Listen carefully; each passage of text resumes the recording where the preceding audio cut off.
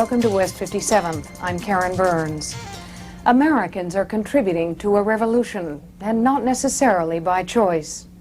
Our first story tonight is about a radical network that has never been revealed before.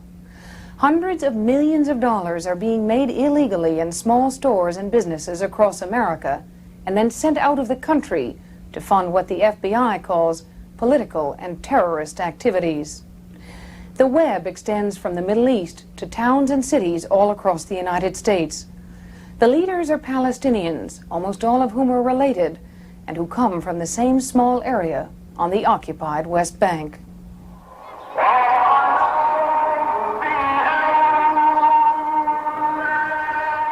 The call to prayer begins each morning at dawn. 5 times a day, the rocky hills outside of Jerusalem reverberate with the ancient message of devotion to the Prophet Muhammad.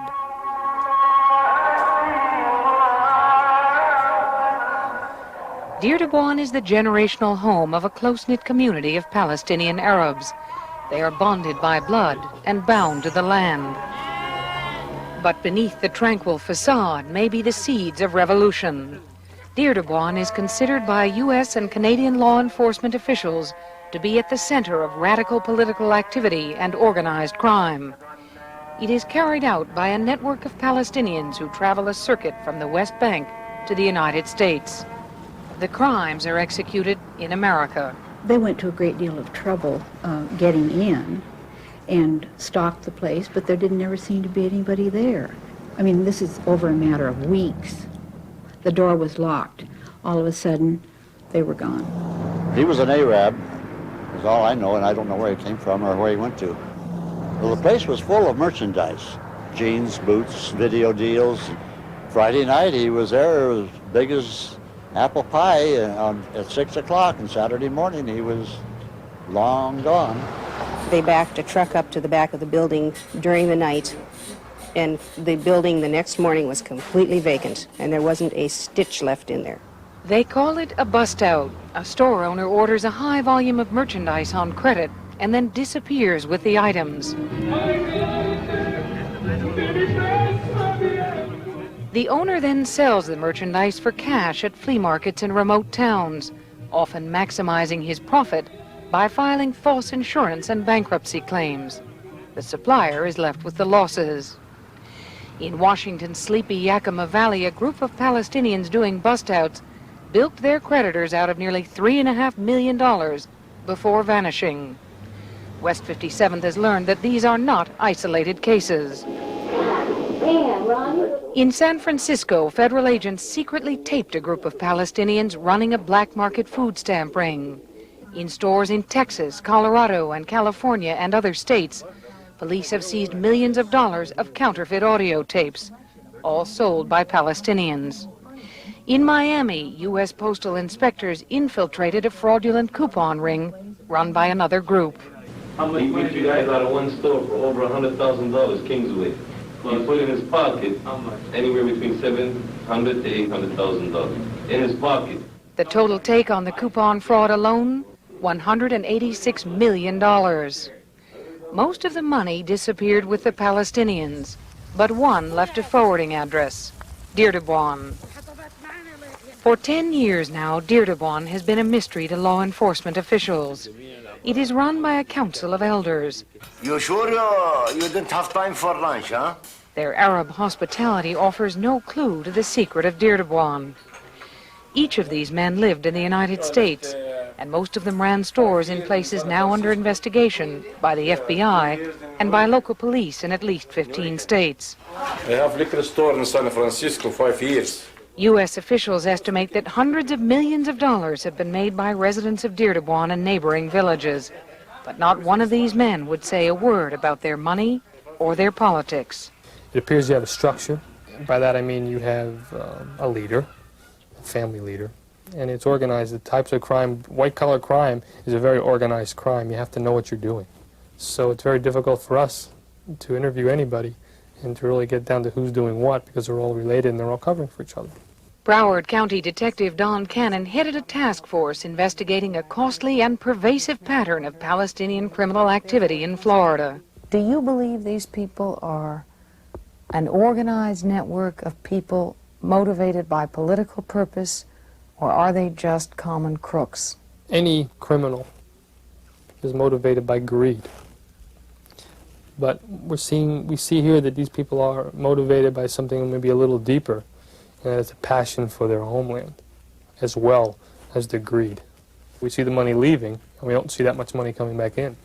So it's going to fund something else. So this money is actually leaving the country and going back to the Middle East? Raw intelligence says yes. So does that leave you believing they might be funding some terrorist activities? Yes, it does. Raw intelligence, it says it's being sent back to fund the PLO or PFLP or the Intifada. For 18 months, the Intifada, the Palestinian uprising, has raged in the streets of the West Bank and Gaza. Since this uprising began, nearly 500 Palestinians have died for their cause. When we tried to talk to Palestinians about the Intifada, we were prevented. Can we go into the camp? No. Why not? Why not? Israeli soldiers monitored every move during our visit, allowing us only to talk about crimes, but never the motivation. Palestinians have fought for 20 years to free themselves from the shackles of their Israeli occupiers. It has been a costly struggle. When they needed cash, what did they need it for? Oh, lots of things. They contributed a certain amount. You know, they contributed to the PLO. And They'd actually say, I'm giving money to the PLO, those words. yeah, it was not, you know, a secret at all. Veronica Heath is related by marriage to the Al-Jeddah brothers. She has worked in stores run by the brothers in a number of American cities. Investigators considered some of the family key players in illegal and possibly radical activity. Well, I was at a meeting once where one of them, you know, said, hey, I'm going to donate, you know, $5,000 for every brother I have. Well, he had 6 brothers. Were these social meetings or political gatherings? Political gatherings, no, there's no doubt about that. How come? Just because of the atmosphere and the type of things that went on, you know, everybody posing in front of the Palestinian flag, and, you know, things like that, holding up guns and... Holding up guns? Yeah. Who would decide we're going to have a meeting and who would lead them? I'd rather not say. Okay. Was there an organization, was there a leader of this group?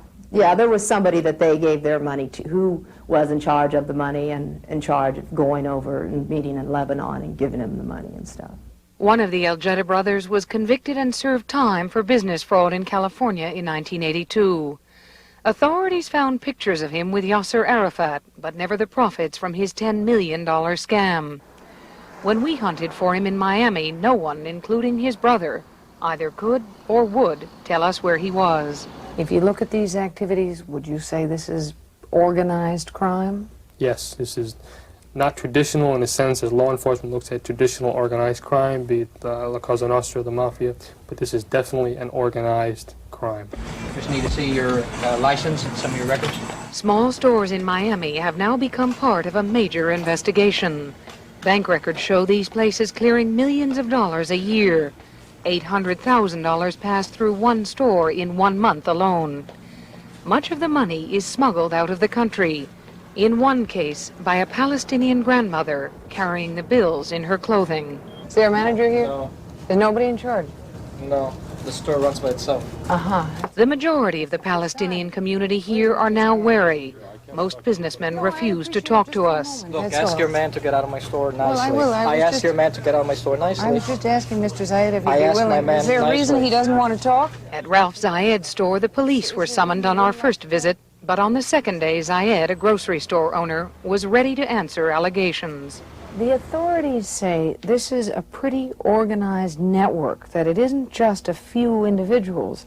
These Palestinians are linked by family, by friendship, by location. They all come from the same place on the West Bank. With the information you have, that's what we're trying to fight, to stop those individual people who try to show our picture bad to the people.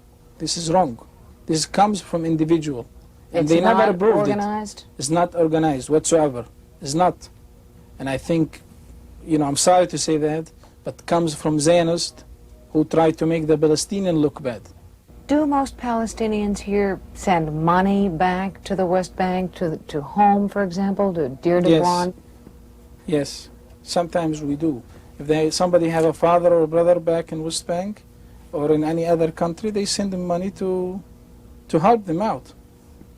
And what does But that... not to the BLO. It's old stories. Ridiculous. These guys have nothing to do with the BLO. What do the people do in the United States with the money they make from the businesses they have, from selling clothes and things of that nature? من هذا العمار اللي انت شايفه الفيل. Says just to live and to build houses like the ones you see around here. Abdul Salam is the mayor of Deir de Bois. He showed us and our interpreter around his village, proud of its ties to America. How many people do you think in this community have some form of contact with America? اتصالات مع أمريكا أولادهم هناك عايشين. There are about 2,000 From this town directly? from من البلد هاي في أمريكا. أي نعم. Yes. So almost half of the people who live in this town are in America at one time or another? بأمريكا بس بروحوا بيجوا يعني. Yes, almost half. Does any of the money that the people in America are earning to help their families, does any of that go to the Intifada or to help establish a homeland for the Palestinians here? بالنسبة لهذا البلد. He hasn't heard anything about money coming in to sustain the Intifada, not even to sustain the poor people. Do people in the community support Arafat? بأيدوا عرفات? نعم بأيدوا عرفات. Yes, they do support. Do people in this village support Arafat financially at all? هذا اللي.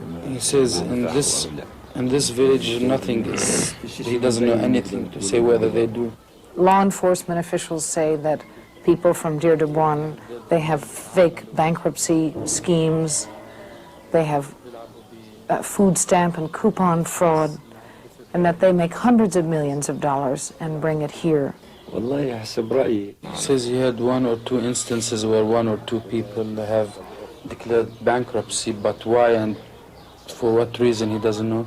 He says you should know, you're an American, you know, and your police enforcement officers know. Just last week, the FBI confirmed that some small Palestinian businesses across America use the money they generate to support the PLO. What they would do is throw a brick through their front window and say, oh my gosh, I got burglarized. And file a claim. Sure. Then and it was that collect easy. insurance. Just that easy.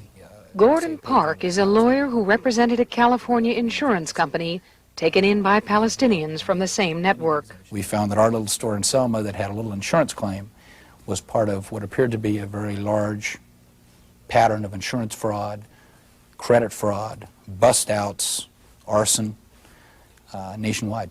Park found evidence linking 92 stores in California to criminal activity and millions of dollars in losses. And he found documents showing money going to something listed as the Palestinian Arab Fund. The Palestinian Arab Fund, according to the testimony given in court, was to support widows and orphans.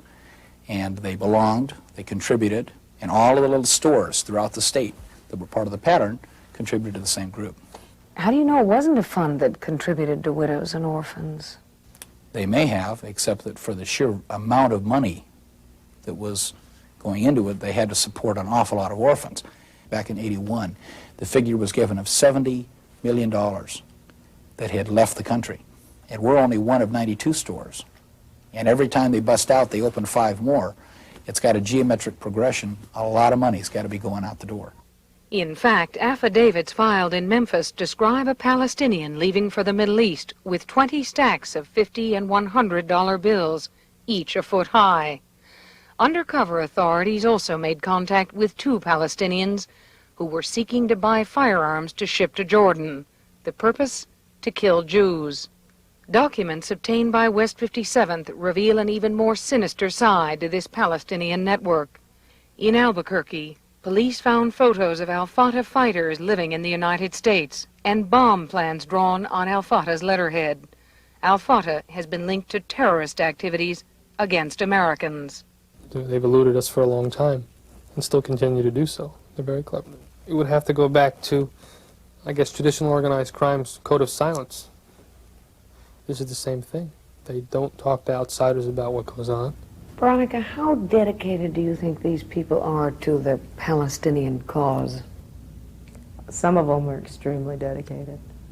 Some of them would lay their life. Some of them would lay their life on the line, you know.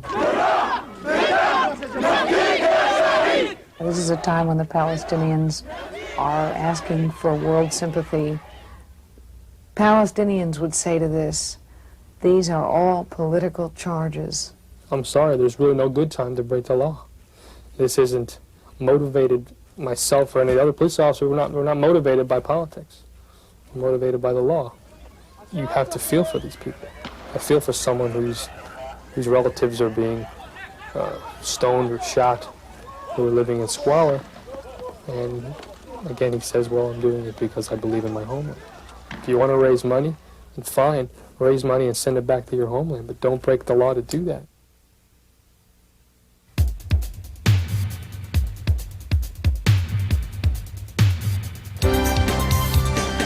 Coming up next on